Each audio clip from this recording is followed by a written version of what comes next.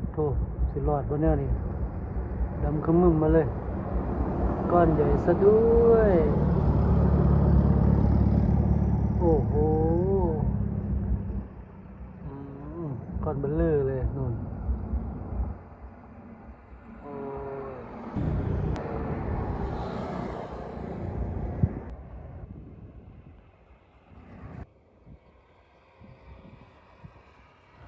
นี่ก้อนนี้ก้อนใหญ่มากนะครับโอ้ย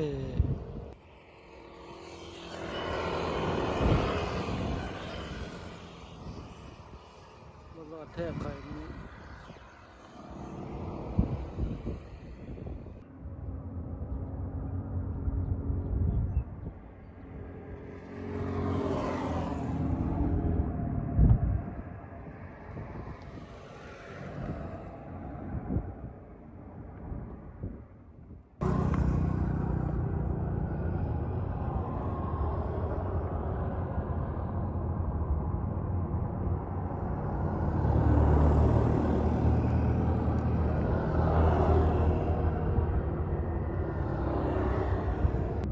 แบบนี้ก็หลอกแน่นอนมืดแบบนี้ยังไงก็ตกแต่คิดว่าน่าจะบ่โดนหรืออาจจะโดนก็โดนน้อยๆเพราะว่าลมพัดไปทางสายมือนะครับลมพัดออกไปโอ้